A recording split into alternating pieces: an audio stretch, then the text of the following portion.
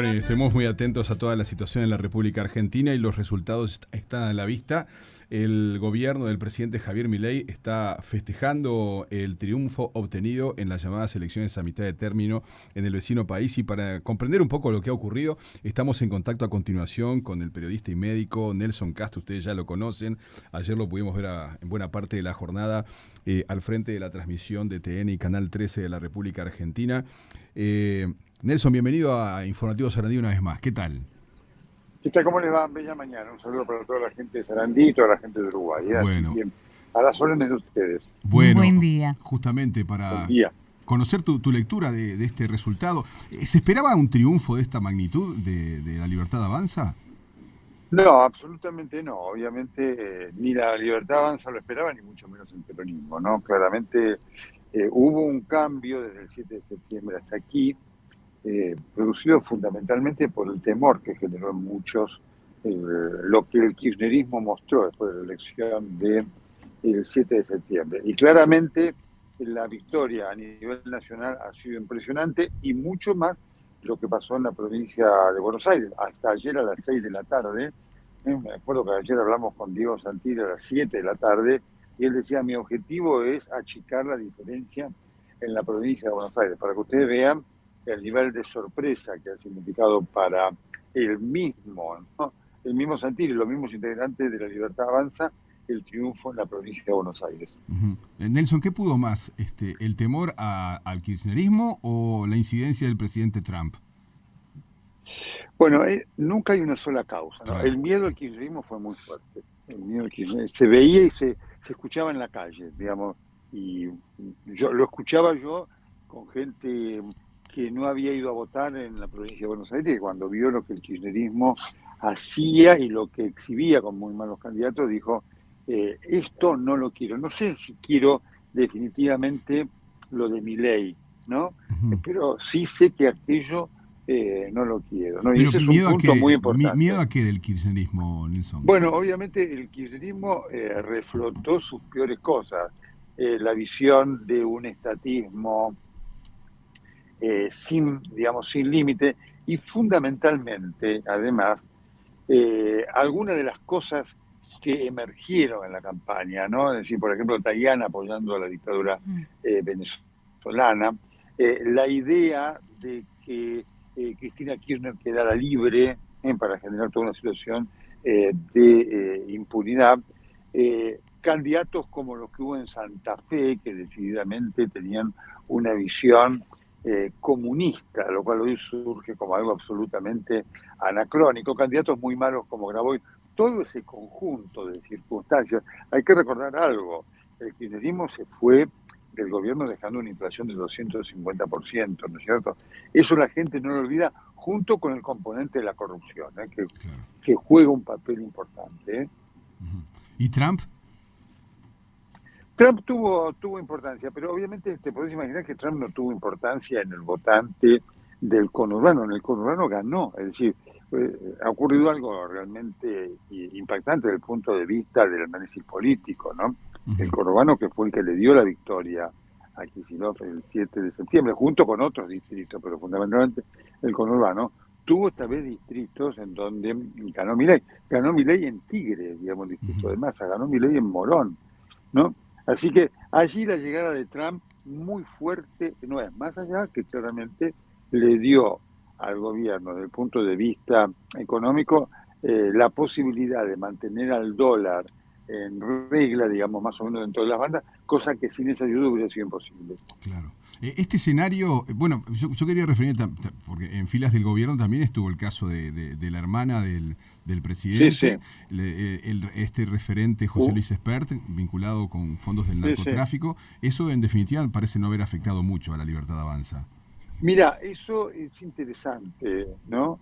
Eso lo afectó mucho en la provincia de Buenos Aires, pero es una lectura que hay que hacer también. De no haber sido por esos casos, para que vos veas que eso finalmente sí lo afectó, el gobierno hace 4 meses ganaba la elección con comodidad. Uh-huh. Inclusive la elección en la provincia de Buenos Aires la tenía pareja.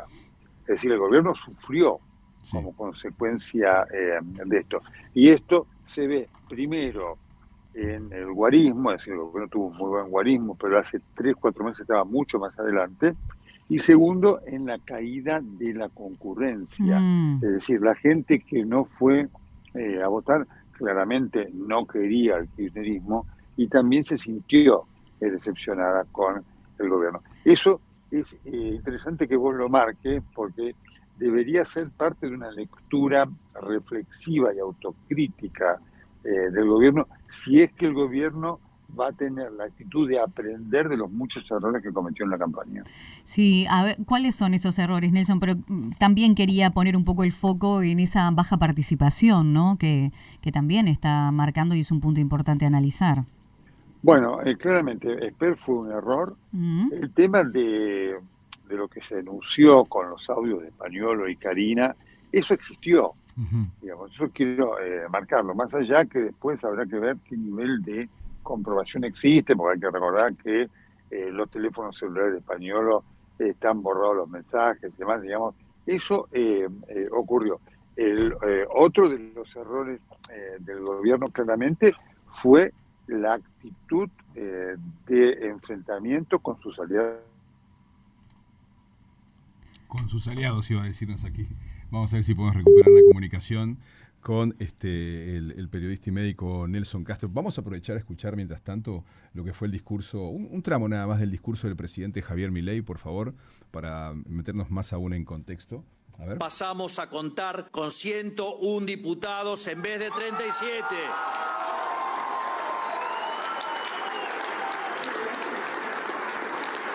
Y en el Senado pasamos de 6 senadores a 20 senadores. Por ende, no dudo en decirles que a partir del 10 de diciembre tendremos, sin lugar a dudas, el Congreso más reformista de la historia argentina.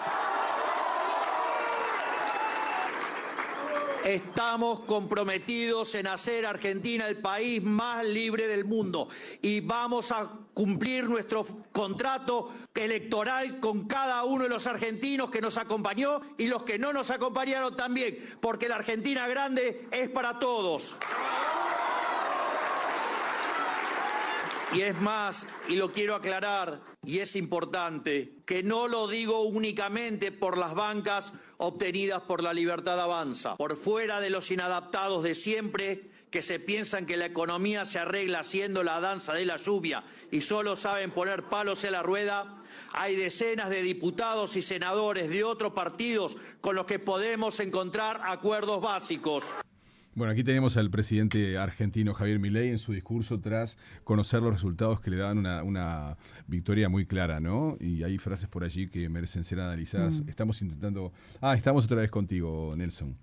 Sí. Ahí habíamos habíamos quedado un poco en los errores cometidos con respecto a esta campaña, ¿no? Y la baja adhesión que hubo en cuanto a la población en ir a votar. Bueno, efectivamente, como les decía, ¿no? El hecho de, primero, esos errores que significó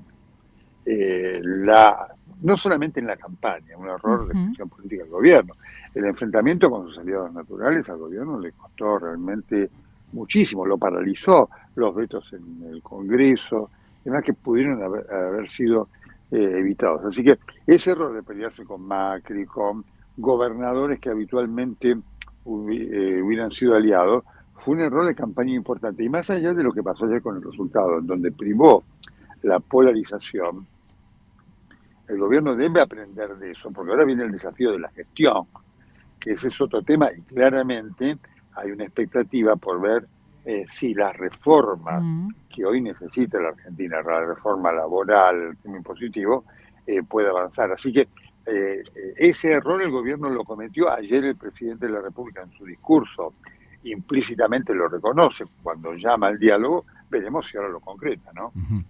Estábamos escuchando al presidente que estaba diciendo vamos a tener el Congreso más reformista de América Latina. Sí. ¿Qué esperan? Bueno, ¿Qué esperan de aquí más? Son frases esas, ¿sí? Bueno, esperan esto, efectivamente. La Argentina necesita una reforma laboral y una reforma impositiva. La reforma del sistema jubilatorio es imposible porque nadie va a llegar todavía a ese nivel, ¿no es cierto? Pero el tema de la reforma laboral importantísimo en orden a poder generar la mayor incorporación de trabajadores, digamos, con régimen en blanco, ¿no es cierto? Y el tema de la reforma tributaria también. Fíjense ustedes que hay un verdadero problema para la economía argentina, que es que la economía argentina cuando se abre pierde una competitividad absoluta, ¿no? Porque obviamente es caro, al margen de los vicios de muchos sectores empresariales, que por eso que han fracasado en la Argentina todos los planes de economía de mercado, que además fracasaron con todos los regímenes. Fracasó con Menem en el peronismo, fracasó con Macri. Así que esa es una necesidad que tiene la Argentina, que es increíble que no comprenda la comunidad política toda, porque eso en definitiva lleva al fracaso de todos. Así que ese es un tema clave. Hoy Milei va a contar con más votos, sí, pero todavía no le alcanzan, esto lo quiero marcar, ¿no? Bueno, eso es importante mencionarlo también. No es que tenga mayoría absoluta. No, en absoluto. Y necesita para aumentar mayoría, digamos, contar con los votos del PRO, de Macri, necesita contar con los votos de los gobernadores aliados, es decir, necesita mucha gestión política. Por eso uno de los nombres que ayer sale claramente revitalizado, y uno cree que esto asegura su continuidad, es el de Guillermo Franco, ¿no? Al frente de la jefatura de gabinete. Fíjense que ayer Milei, cuando empieza su discurso, al primero que nombra es a Francos. Sí. Está claro. Nelson, ¿y de la oposición qué podemos decir al respecto? Bueno, el peronismo ahora tiene una interna feroz ahí entre Cristina y Kicillof. Fíjense que ayer Cristina salió al balcón a bailar, ¿no es cierto? Sí. Entonces, eso está marcando que Cristina se siente reivindicada en el medio de esta debacle de derrotas. Fíjense que el peronismo hizo de las peores elecciones. La diferencia con Fuerza Patria Propia es de casi 12 puntos, ¿no? Digamos, después llegó a 10 puntos porque tuvieron esos aliados provinciales, pero que marcan también una división, ¿no? El peronismo tiene ahora un problema de liderazgo fenomenal. La interna entre Cristina y Kicillof se agudiza, mientras que en el interior hay gobernadores peronistas que dicen no quiero ni uno ni lo otro, ¿no? Así que se abre allí un periodo muy duro, muy fuerte y muy feroz de un peronismo cada vez más anacrónico. Uno no deja de preguntarse, por ejemplo, ahora estamos observando los detalles de las reacciones de los mercados, ¿no? Se habla de un 35% de crecimiento de las acciones argentinas en Wall Street. Ayer el presidente no mencionó jamás al presidente Trump en su discurso. No, efectivamente, eso formaba parte de algo pensado, ¿no? Así que esto es de información, sí. Fíjense que Milei leyó ayer el discurso, ¿sí?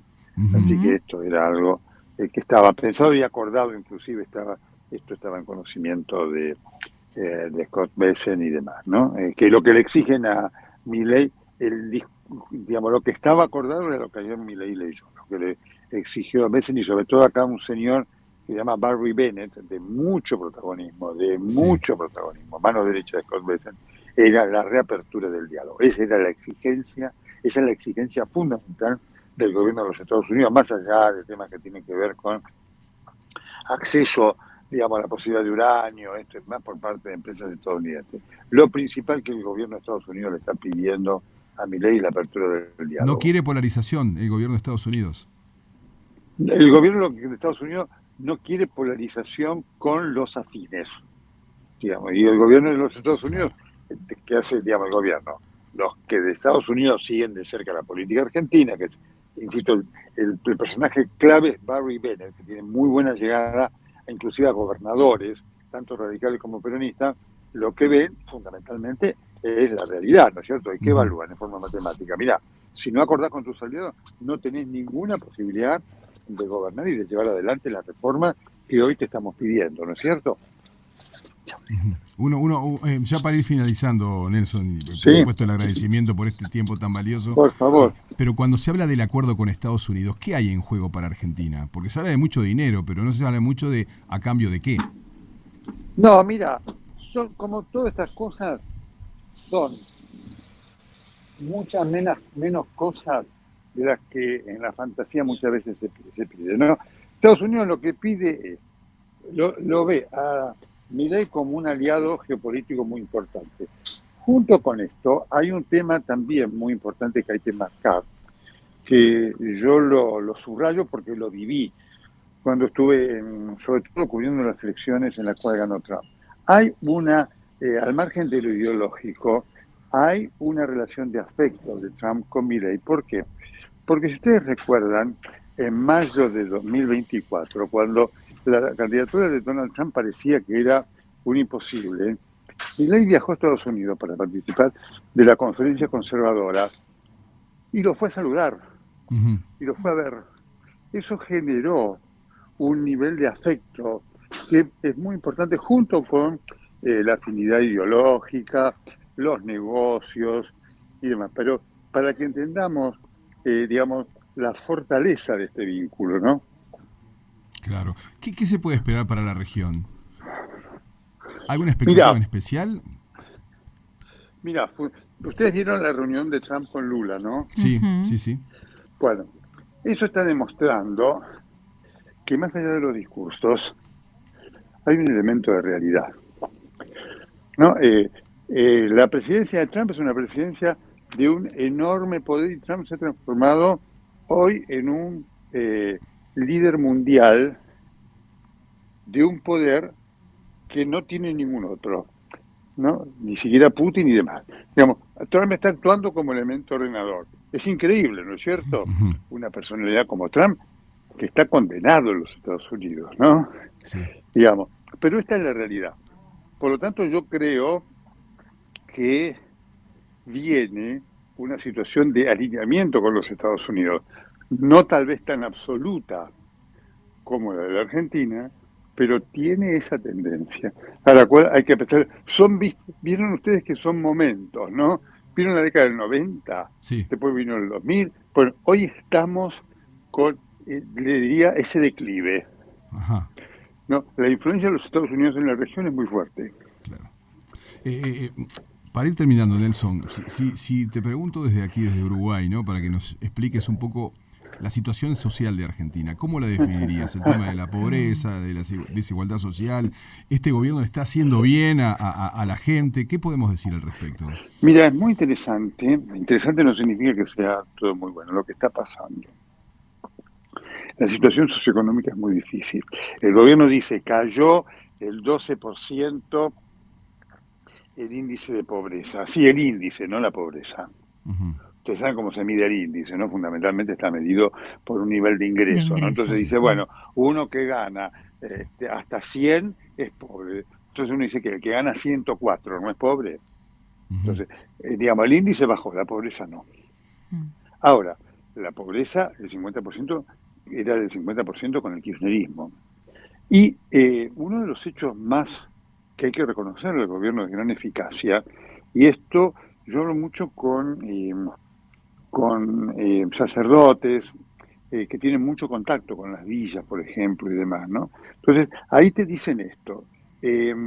La gestión del gobierno quitó la intermediación de los que yo llamo los gerentes de la pobreza, Grabois, Belibón y demás. Entonces, la gente lo que recibe no le alcanza, pero antes recibía 100 y le tenía que dar 25 al puntero. Hoy recibe 100 y le quedan 100.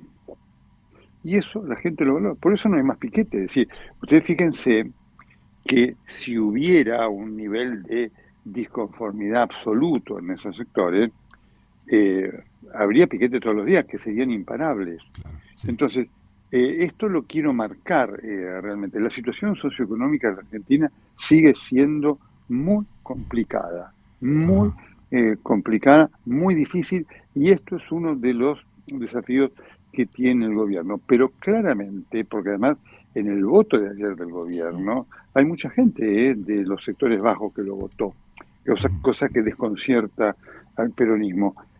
Claramente hay mucha gente que sabe que el peronismo significa pobreza, pero además sabe que el peronismo significa un trato de súbdito, ¿no? Es decir, donde el puntero te da el plan y entonces te obliga a que vos tengas que ir a la calle a protestar y demás. Eso también está cambiando. Es un cambio cultural que el peronismo no está viendo. Ajá. Tú ayer hiciste un comentario que yo no entendí del todo. Kicillof dijo algo así como, no podemos militar la boleta. ¿Qué significa eso? Bueno, efectivamente, fíjate vos que Kicillof se está quejando de la boleta. ¿Qué era militar la boleta? Que venía el puntero del partido y te daba la boleta. Ajá. Y después él tenía forma de controlar, porque el fiscal estaba atento, ¿no es cierto? El puntero decía, bueno, mira, ojo, acá en esta mesa, en la mesa 155, nosotros repartimos 40 boletas, tiene que haber 40 votos peronistas, y eso se controlaba. Eso digamos, uno de los grandes aciertos para la política, para la Argentina, para la transparencia de la Argentina, es la boleta única. Y la boleta única también tuvo que ver con el resultado. De esta manera, si no hubiera sido por la boleta única, el gobierno no gana la provincia de Buenos Aires, con una diferencia tan estrecha, ¿no es cierto? Una de las cosas que ocurría en el conurbano profundo era además que los punteros del peronista te robaban la boleta. Entonces vos ibas a votar, ¿no? Entonces decía, bueno, quiero votar, la Libertad Avanza, no hay boleta, bueno, vote lo que hay, ¿no es cierto? Entonces, Nelson, eso es lo que dijo Milei, que además es un sincericidio tan brutal. Ah, no, fue impresionante. Si tú mencionaste eso, sí. Nelson, y por eso en la República Argentina, creo que en nuestro país no está penado, la selfie con votando. Sí, claro. La selfie supuesto. Votando para controlar el voto. Claro. Por supuesto. Bueno, ayer hubo inclusive...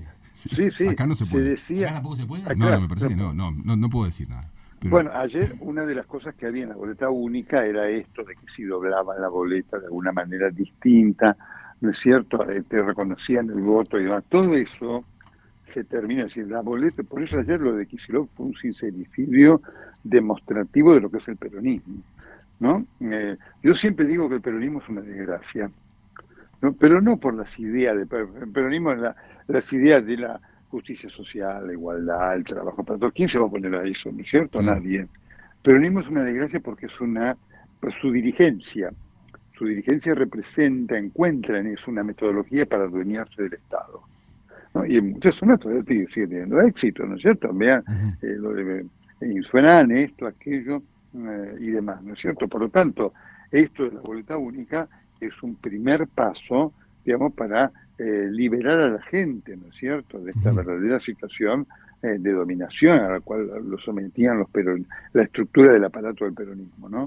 ¿Y la libertad avanza qué significa para la Argentina? ¿Qué es? ¿Hablamos de peronismo? La libertad avanza significa que la libertad avanza que tiene muchas cosas también de populismo, también la tiene, ¿no?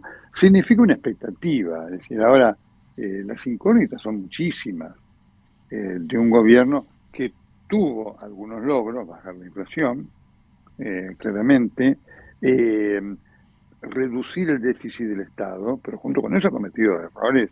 Digamos, es un gobierno que hay parálisis de la obra pública. La obra pública es una necesidad en cualquier país, ¿no es cierto?